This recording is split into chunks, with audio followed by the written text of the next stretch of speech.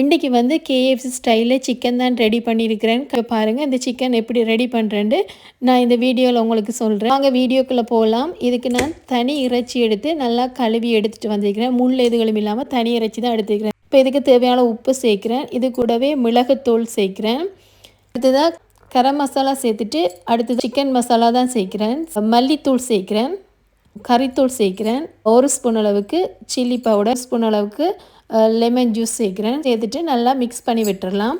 இந்த சிக்கனோட இந்த மசாலாலாம் நல்லா சேரக்கூடிய கலந்து விட போகிறேன். உங்களுக்கு பார்க்கவே தெரியும் எவ்வளோதுக்கு இந்த மசாலா நல்லா கலப்பட்டுட்டு.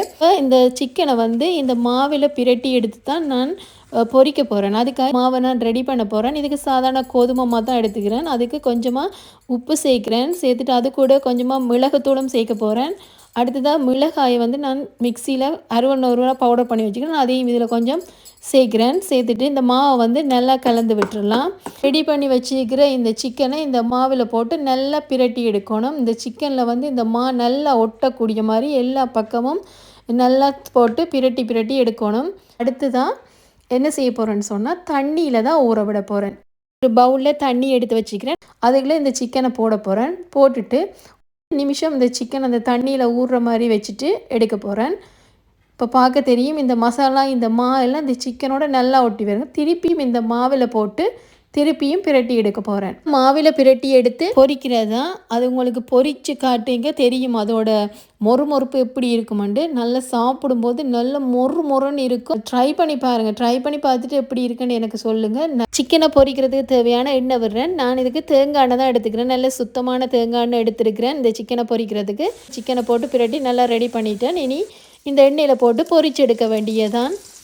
இந்த மாவிலே நான் உப்பு மிளகாய்த்தூள் எல்லாம் போட்டு போது அதோட டேஸ்ட்லாம் கரெக்டாக இருக்கணும்ன்றதுக்காக நான் அப்படி செய்திருக்கிறேன். இப்போ என்னோடய எல்லா சிக்கனும் நல்லா பொரிஞ்சுட்டுருக்கு. நான் ஒரு பக்கம் விடாமல் எல்லா பக்கமும் மாற்றி இப்படி திருப்பி விடுவேன். அப்போ தான் எல்லா பக்கமும் பொரிஞ்சு வந்திருக்கேன்ட்டு. அதனால தான் நான் மீடியம் ஃப்ளேமில் வச்சு நான் பொரிக்கிறேன். அப்போ தான் கோல்டன் ப்ரௌனாக பொரிஞ்சு வரும். எண்ணெயை நல்லா வடிச்சிட்டு இப்போ சிக்கனை எடுத்துட வேண்டியதான்.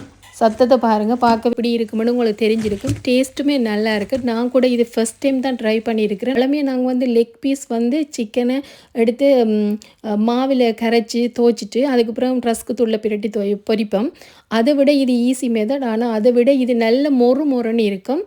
இந்த வீடியோ உங்களுக்கு பிடிக்குமென்னு நான் நினைக்கிறேன். நல்ல கோல்டன் ப்ரௌனாக பொரிஞ்சு வந்திருக்கு. இது கூட சோஸ் ட்ரை பண்ணியிருக்கிறேன். அதை டொமாட்டோ சோஸும் சில்லி சோஸும் சேர்த்து மிக்ஸ் பண்ணி நல்லா இருக்கும். ட்ரை பண்ணி பாருங்கள். ட்ரை பண்ணி பார்த்துட்டு எப்படி இருக்குன்னு சொல்லுங்கள். இந்த வீடியோ உங்களுக்கு பிடிச்சிருந்தால் லைக் பண்ணுங்கள், ஷேர் பண்ணுங்கள், மறக்காமல் சப்ஸ்கிரைப் பண்ணுங்கள்.